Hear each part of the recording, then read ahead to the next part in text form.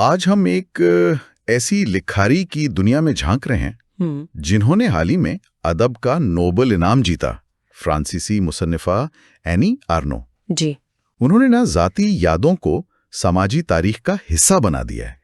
ان کا کام ہمیں اپنی زندگیوں اور اپنے معاشرے کو ایک نئی نظر سے دیکھنے پر آپ کہہ سکتے ہیں مجبور کرتا ہے۔ بالکل، اور ان کے بارے میں جاننے کے لیے ہمارے پاس مواد بھی کافی ہے، جیسے مضامین ہیں، ان کے انٹرویوز ہیں، سوانی معلومات ہیں، ادبی تجزیے، اچھا، اور خود ان کی کتابوں سے کچھ اہم حصے بھی ہیں۔ تو یہ سب ملا کر نا ایک بھرپور تصویر بنتی ہے۔ تو ہمارا مقصد آج یہی ہے کہ ان ذرائع کو استعمال کر کے اینی آرنو کی شخصیت کو سمجھیں، ان کے وہ خاص پہلو جو انہیں منفرد بناتے ہیں، ان کا وہ لکھنے کا انداز جسے آٹو سوشیو بایوگرافی کہتے ہیں، جی، وہ کیا چیز ہے، ان کی تحریروں میں کیا خاص باتیں ہیں اور ان کا اثر کتنا گہرا ہے۔ تو آئیے اس دلچسپ شخصیت اور ان کے کام کی گہرائی میں اترتے ہیں۔ جی ضرور۔ سب سے پہلے تو یہ سمجھنا ضروری ہے کہ اینی آرنو ہیں کون، ان کا پس منظر کیا ہے۔ کہانی شروع ہوتی ہے 1940 میں شمالی فرانس، نارمنڈی کا علاقہ، ایک چھوٹا قصبہ للبون۔ ایک محنت کش طبقے کا گھرانہ تھا، دوسری جنگ عظیم کا زمانہ، اور پھر والدین یوویتو قصبے چلے گئے جہاں ان کا ایک چھوٹا سا کیفے اور گروسری سٹور تھا۔ یہ تھی ان کی شروعاتی دنیا۔ اور یہ دنیا، یہ پس منظر آپ دیکھیں گے کہ ان کی تحریروں پر بہت گہرا اثر ڈالتا ہے۔ وہ خود کو کہتی ہیں جنگ کی بچی۔ اچھا، مطلب تاریخ، سماجی حالات، یہ چیزیں بچپن سے ہی ان کے ذہن کا حصہ تھیں۔ ان کے والدین جو محنت کش طبقے سے تھے، انہوں نے اینی کو بہتر مستقبل دینے کے لیے ایک پرائیویٹ کیتھولک اسکول میں بھیج دیا۔ یہ ایک اہم قدم تھا یقیناً۔ جی، لیکن اس کی وجہ سے ایک طرح کی پیچیدگی بھی پیدا ہوئی۔ ہاں، میں یہی سوچ رہا تھا۔ ایک طرف تو تعلیم ملی، لیکن دوسری طرف شاید اپنے ہی گھر والوں سے، اپنے طبقے سے ایک فاصلہ سا بن گیا۔ بالکل یہی ہوا۔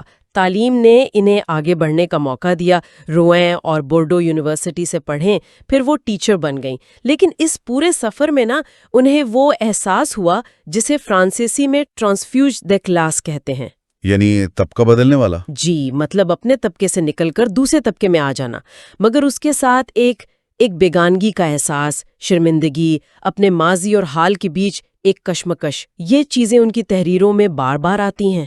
اور انہوں نے کہیں کہا بھی ہے، یہ بڑا پاورفل جملہ ہے، کہ لکھنے کا ایک مقصد اپنے لوگوں اور اپنی جنس کا بدلہ لینا ہے۔ بالکل۔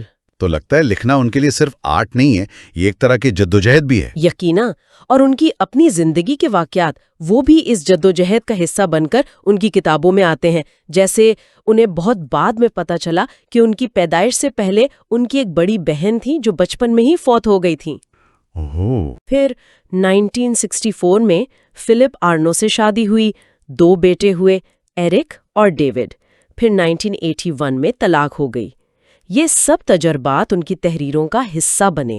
اور بعد کے رشتے بھی، جیسے دی ینگ مین میں ایک نوجوان طالب علم سے تعلق کا ذکر ہے، یا پھر سمپل پیشن اور گیٹنگ لاسٹ میں ایک روسی سفارتکار کے ساتھ افیئر کی تفصیلات۔ مطلب وہ اپنی زندگی کو بہت ہی بے باکی سے سامنے رکھتی ہیں، اور یہی بے باکی، یہی ان کا خاص ادبی انداز بن گیا۔ پہلی 3 کتابیں تو ان کی فکشن تھیں، زیادہ روایتی انداز میں، لیکن پھر انہوں نے ایک بڑا فیصلہ کیا۔ کیا فیصلہ؟ انہوں نے طے کیا کہ وہ اب صرف اپنی زندگی کے حقیقی تجربات پر لکھیں گے، لیکن ایک خاص طریقے سے۔ وہ خاص طریقہ کیا ہے؟ ہم سنتے ہیں auto fiction, auto socio biography, یہ کیا ٹرمز ہیں؟ دیکھیں، آرنو کا سب سے بڑا کنٹریبیوشن شاید یہی تصور ہے، آٹو سوشیو بایوگرافی۔ یہ صرف اپنی کہانی لکھنا نہیں ہے۔ اچھا، یہ اس بات کو سمجھنا ہے کہ آپ کی ذاتی کہانی، آپ کی شرمندگی، آپ کی خواہشیں، آپ کے تجربات، ان سب کو سماج نے، تاریخ نے، طبقاتی نظام نے کیسے بنایا ہے۔ وہ ذاتی کو اجتماعی سے الگ نہیں کرتی، اور ان کا انداز کہلاتا ہے ایکریچور پلیٹ۔ ایکریچور پلیٹ یعنی سادہ تحریر۔ یہ تو دلچسپ ہے۔ عام طور پر ادب میں تو خوبصورت زبان، استعارے، یہ سب اہم سمجھے جاتے ہیں۔ آرنو اس سے کیوں بچتی ہیں؟ ان کا مقصد سنسنی خیزی یا کوئی مصنوعی خوبصورتی پیدا کرنا نہیں ہے۔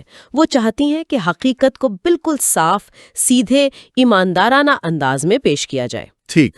وہ سمجھتی ہیں کہ زیادہ ادبی زبان یا جذباتیت نہ وہ سچائی کو کہیں نہ کہیں دھندلا دیتی ہے۔ یہ انداز تھوڑا بہت 1950s کی دہائی کے فرانسیسی نئی ناول تحریک یا رولاں بارتھ کا جو صفر درجہ تحریر کا نظریہ تھا اس سے ملتا ہے، جہاں مقصد صرف حقیقت بیان کرنا ہے، اس پر کوئی فیصلہ یا تبصرہ نہیں دینا۔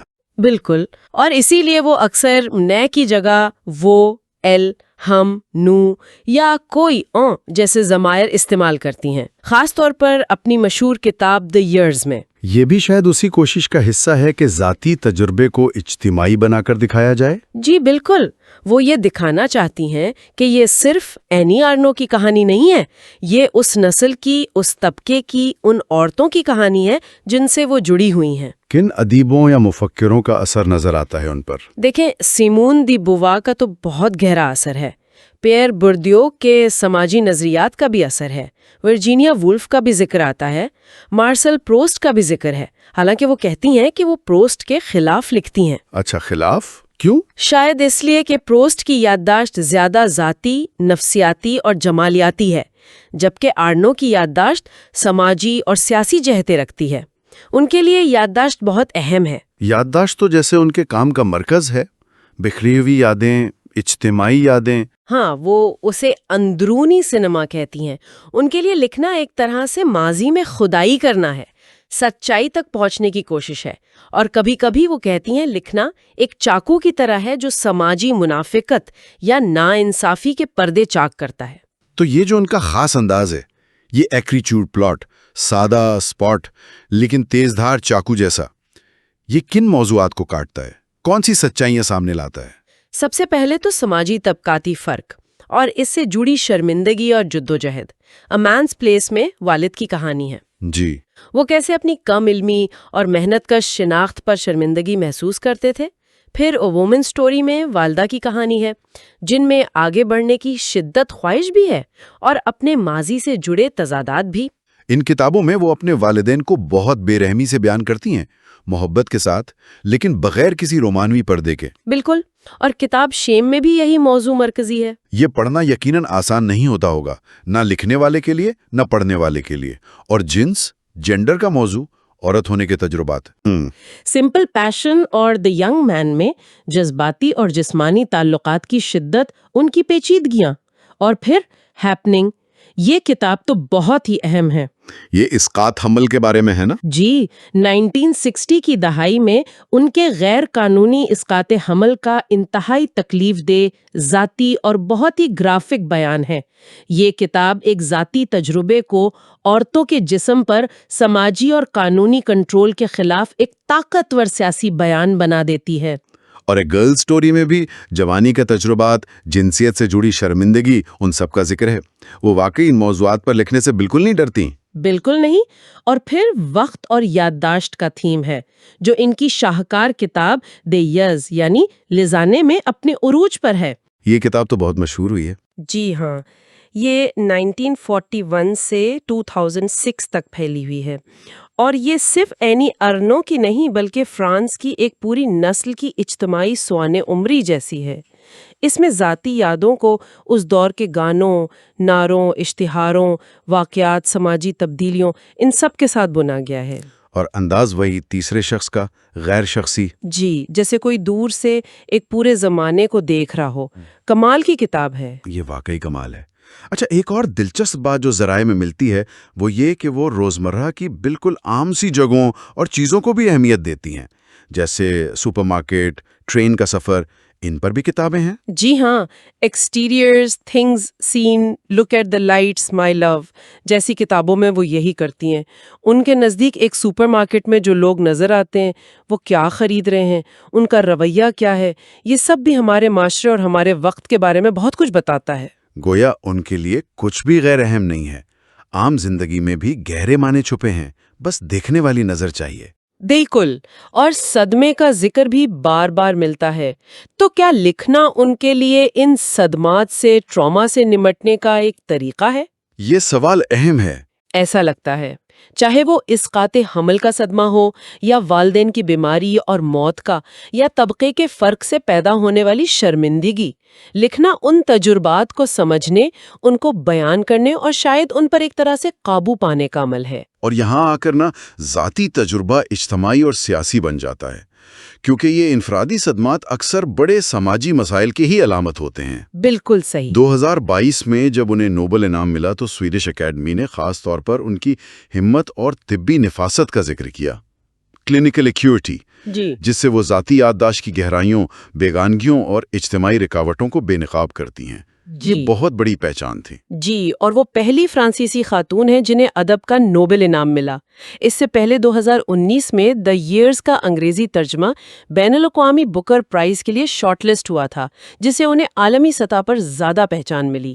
لیکن ظاہر ہے اتنے بے باک انداز پر تنقید بھی ہوتی ہوگی۔ جی بالکل ہوتی ہے۔ کچھ لوگ ان کے انداز کو شاید زیادہ ادبی نہیں سمجھتے یا اسے ریالٹی فکشن کہہ کر مسترد کرنے کی کوشش کرتے ہیں، حالانکہ آرنو کا پروجیکٹ اس سے کہیں زیادہ گہرا اور تجزیاتی ہے۔ وہ صرف حقیقت بیان نہیں کر رہی، وہ اس حقیقت کے سماجی معنی تلاش کر رہی ہیں۔ ان کی ذاتی زندگی میں فیمنزم کا کیا کردار رہا ہے؟ وہ شروع سے ہی فیمنسٹ رہی ہیں۔ سیمون د بووا کی کتاب دی سیکنڈ سیکس نے انہیں بہت متاثر کیا تھا۔ اچھا۔ اور 70 کی دہائی میں وہ فرانس میں اسقاط حمل کو قانونی بنانے اور مانع حمل تک رسائی کی تحریکوں میں باقاعدہ شریک بھی رہیں۔ ان کے لیے فیمنزم صرف عورتوں کے حقوق کی بات نہیں ہے، بلکہ یہ پوری دنیا کو، سماجی اور سیاسی نظام کو بدلنے کا ایک نظریہ ہے۔ ان کی تحریریں ذاتی اور سماجی ہیں، لیکن ان کی زندگی میں کچھ سیاسی موقف بھی رہے ہیں جن کا ذکر ہمارے ذرائع میں ہے۔ اور یہاں یہ واضح کرنا ضروری ہے کہ ہم صرف وہ معلومات بیان کر رہے ہیں جو ذرائع میں ہیں۔ کسی موقف کی حمایت یا مخالفت ہمارا مقصد نہیں ہے۔ جی بالکل، یہ وضاحت ضروری ہے۔ ذرائع کے مطابق انہوں نے جارج عبداللہ کی رہائی کی مہم کی حمایت کی۔ یہ ایک لبنانی کارکن ہے جو فرانس میں قید ہیں۔ وہ اسرائیل کی پالیسیوں پر تنقید کرتی رہی ہیں اور BDS تحریک کے حامی ہیں۔ BDS یعنی بائیکاٹ، ڈائیویسٹمنٹ، سینکشنز۔ جی، انہوں نے فرانس اسرائیل ثقافتی سیزن اور تل ابیو میں یورو ویژن مقابلے کے بائیکاٹ کی اپیلوں پر دستخط کیے۔ 2024 میں بھی اسرائیلی ثقافتی اداروں کے بائیکاٹ کی حمایت والے ایک خط پر ان کے دستخط تھے۔ انہوں نے ایران میں خواتین کے احتجاج کی حمایت کی۔ 2017 میں انہوں نے حوریہ بوتلجان نامی ایک متنازعہ کارکن کی حمایت میں ایک بیان پر دستخط کیے تھے، اور 2023 میں یہ خبریں بھی آئیں کہ انہیں الجزائر کا ویزا نہیں ملا، جس کی ممکنہ وجہ ایک الجزائری صحافی کی حمایت میں ان کا بیان بتایا گیا۔ ٹھیک ہے، ایک بار پھر یہ صرف ذرائع سے حاصل کردہ معلومات ہیں اور ہم غیر جانبداری سے انہیں پیش کر رہے ہیں۔ جی، یہ پہلو بھی ان کی شخصیت کا حصہ ہے۔ اب اگر ہم خود لکھنے کے عمل پر واپس آئیں تو اینی آرنو کے لیے لکھنے کا مطلب کیا ہے؟ یہ کیسا تجربہ ہے ان کے لیے؟ جیسا ہم نے پہلے بات کی، یہ ایک سیاسی عمل ہے، سمجھنے کا ذریعہ ہے، سچائی کو سامنے لانے والا وہ چاقو ہے۔ یہ بہت تنہائی کا کام ہے۔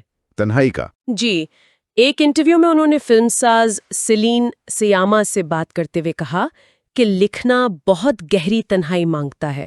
ایک اور جگہ دی ینگ مین پر تبصرہ کرتے ہوئے یہ خیال پیش کیا گیا کہ شاید ارنو کے لیے لکھنا، وہ جو جنسی تعلق کے بعد ایک خالی پن کا احساس ہوتا ہے، اسے بھرنے کا ایک طریقہ ہے، اور یہ انہیں جسمانی لذت سے بھی زیادہ گہری تسکین دیتا ہے۔ یہ دلچسپ نکتہ ہے، اور وہ اپنی یادداشت پر اتنا بھروسہ کرتی ہیں، حالانکہ وہ خود بھی مانتی ہیں کہ یادیں ہمیشہ پوری طرح قابل اعتبار نہیں ہوتیں، تو پھر فکشن کے بجائے حقیقت نگاری کو کیوں چنتی ہیں؟ ان کا خیال ہے کہ فکشن یعنی افسانہ نگاری وہ حقیقت کو کسی نہ کسی طرح بدل دیتی ہے، اسے جھوٹا بنا سکتی ہے۔